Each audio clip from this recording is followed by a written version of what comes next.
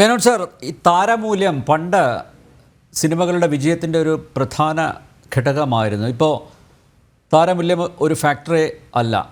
നോക്കൂ, മുഖ്യധാര നായകന്മാർ അല്ലാത്തവർ അഭിനയിച്ച സിനിമകൾ ബോക്സ് ഓഫീസിൽ ഹിറ്റാകുന്നുണ്ട്. അപ്പോൾ താരങ്ങൾക്ക് ഡിമാൻഡ് ചെയ്യാൻ പറ്റില്ല. പക്ഷേ അവിടെ ഒരു മാറ്റം സംഭവിച്ചിട്ടുണ്ട്. പഴയതിൽ നിന്നൊരു മാറ്റം സംഭവിച്ചിട്ടുണ്ട്. അതായത് താരങ്ങൾ തന്നെ പ്രൊഡ്യൂസർമാരാകുന്നു, അവർ തന്നെ ഡിസ്ട്രിബ്യൂട്ടർമാരാകുന്നു, അവർ തന്നെ തിയേറ്റർ ഓണേഴ്സും ആകുന്നു. അപ്പോൾ ആ ഒരു അഹങ്കാരത്തിൻ്റെ പുറത്തായിരിക്കില്ലേ ഇങ്ങനെയൊക്കെ പ്രവർത്തിക്കുന്നത്? അതൊരു നല്ല കാര്യമാണ് അവരങ്ങനെ ചെയ്യുന്നത്. കാരണം കാലം തെളിയിക്കും അതിൻ്റെ പ്രത്യാഘാതം. ഇവിടെ കുറേ ഇപ്പം പ്രൊഡ്യൂസേഴ്സ് വരുന്നുണ്ട്, അവർ പടം എടുക്കുന്നു, കഷ്ടപ്പെട്ട് നഷ്ടപ്പെട്ട് തിരിച്ചു പോകുന്നു. പക്ഷേ അവർക്കുള്ളൊരാശ്വാസം കുറേ പേർക്ക് പണി കൊടുക്കുന്നു എന്നുള്ളത് മാത്രമാണ്.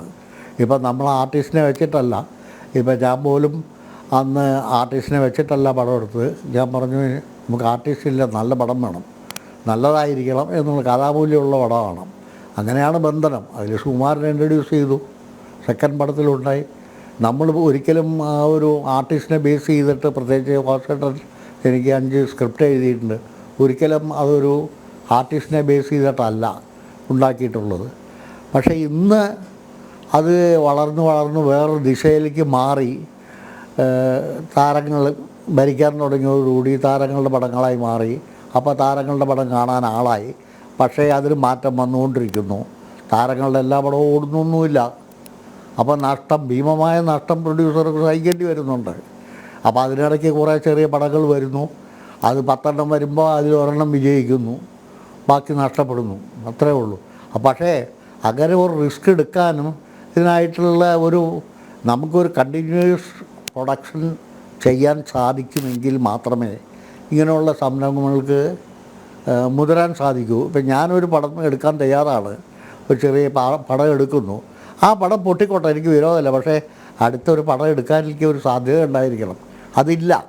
ഇതിപ്പോൾ വലിയ പടമായാലും ശരി, ചെറിയ പടമായാലും ശരി, ആ ഒരു പ്രൊഡ്യൂസർ ഒരു പടം എടുക്കുന്നുള്ളൂ. ഇന്നിപ്പോൾ തന്നെ എല്ലാവർക്കും അറിയാം, പണ്ട് ഒരുപാട് ബാനേഴ്സ് ഉണ്ടായിരുന്നു. അതിൻ്റെ പേരൊന്നും ഞാൻ ഇവിടെ പറയേണ്ട കാര്യമില്ല. ഇന്ന് ഏതെങ്കിലും ബാനറുണ്ടോ പടം എടുക്കുന്നത്? ഇന്നൊരു ബാനറില്ല.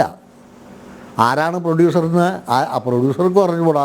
ഒരു കണ്ടീഷനായപ്പം വരുന്നു, ഒരു പടം എടുക്കുന്നു, അത് പകുതിയാവുന്നു, ചിലപ്പം മുഴുവനാകുന്നു, അവർ സ്ഥലം വിടുന്നു. അപ്പം പിന്നീട് വരുന്നില്ല, കാണുന്നില്ല. ആ ഒരു സിറ്റുവേഷനല്ലേ ഇപ്പോൾ ഉള്ളത്. അപ്പോൾ താരാധിപത്യം എന്ന് പറയുന്നത് അത് ഇപ്പോഴത്തെ ഒരു ട്രെൻഡാണ്. എൻ്റെ വിശ്വാസം അത് കാലക്രമേണ മാറും എന്നുള്ള, മാറിയേ പറ്റൂ.